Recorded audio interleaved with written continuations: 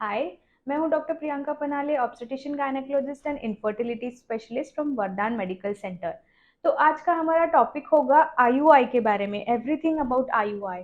तो आईयूआई मतलब क्या होता है? तो इन इंट्रा यूट्राइन इंसमाइनेशन, ये आईयूआई का फुल फॉर्म होता है। ये कब किया जाता है, कौन से कपल्स में ये किया जाता है? तो अगर मैरिड लाइफ को 4 to 5 years हो गए, रिपोर्ट सारे नॉर्मल है, ट्यूबल पेटेंसी चेक करी है, हिस्ट्रोसाल्पिंगोग्राफी एक टेस्ट होती है, उसमें अगर ट्यूब्स दोनों नॉर्मल है तो उन केसेस में, ऐसे केसेस में हम आईयूआई कर सकते हैं। एंड सीमेन काउंट बहुत इंपॉर्टेंट है। सीमेन एनालिसिस पे अगर रिपोर्ट नॉर्मल आ जाती है और कोई प्रॉब्लम नहीं है, नहीं तो कोई भी मोटिलिटी इशू है या ओलिगोस्पर्मिया है, मोटिलिटी इशू है, वो स्पर्म वॉश करके हम लोग कॉन्सेंट्रेटेड स्पर्म इंजेक्शन से जो है वो हम बच्चेदानी में डालते हैं। तो आईयूआई के प्रोसेस के बारे में पहले कपल्स और क्राइटेरिया पता करना बहुत इंपॉर्टेंट है। तो क्राइटेरिया क्या होता है? ट्यूब्स खुली होना, ये बहुत इंपॉर्टेंट क्राइटेरिया है। स्पर्म्स एडिक्वेट होना, ये इंपॉर्टेंट क्राइटेरिया है। और थर्ड, बच्चादानी और सारे रिपोर्ट्स नॉर्मल होना, ये थर्ड इंपॉर्टेंट क्राइटेरिया है। तो इंट्रा यूट्राइन इंसमाइनेशन मतलब क्या, हम क्या करते हैं इसमें?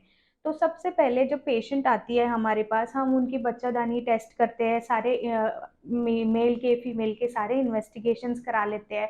जब हमें लगता है कि हस्बैंड के स्पर्म काउंट में नहीं तो मोटिलिटी में प्रॉब्लम है, उनका सीमेन लेके उनका स्पर्म वॉश किए जाते हैं। सीमेन वॉश होता है, उसमें adequate amount of good quality sperms हम लेते हैं एक इंजेक्शन में।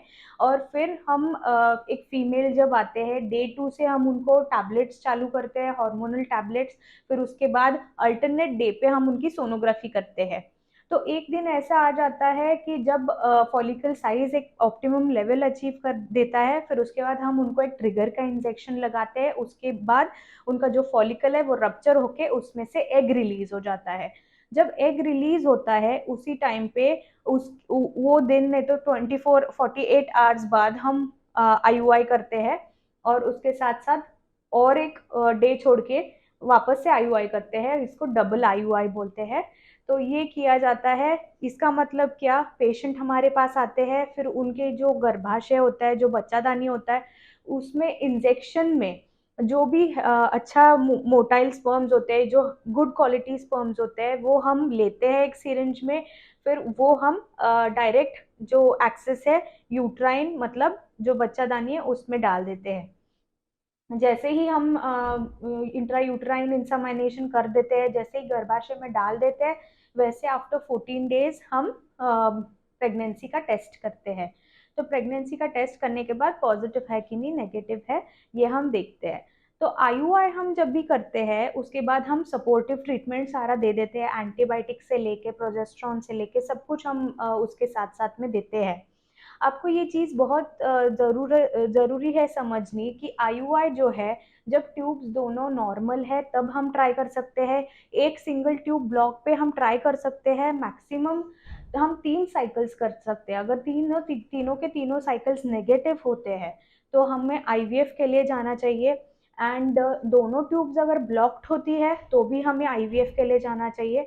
आईयूआई के सक्सेस रेट जो होते हैं वो 20 to 30% सक्सेस रेट होते हैं। कभी भी अगर आप नेचुरली, अगर ट्यूब्स खुले होते हैं तभी आईयूआई का ट्रायल देना चाहिए। शादी को 4 साल 5 साल हो गए, मेनली मेल इनफर्टिलिटी ऐसी कंडीशन है, उसमें आपने आईयूआई का ट्रायल देना चाहिए। अगर ट्यूब्स ब्लॉक्ड है तो हम आइडियली आईवीएफ का प्रेफरेंस देने बोलते हैं, क्योंकि आईयूआई के उसमें फेलियर रेट्स ज़्यादा है, आईवीएफ के चांसेस उसमें ज़्यादा अच्छे होते हैं। तो ये है इंट्रा यूट्राइन इंसेमिनेशन, इसको बोलते हैं आईयूआई। Thank you.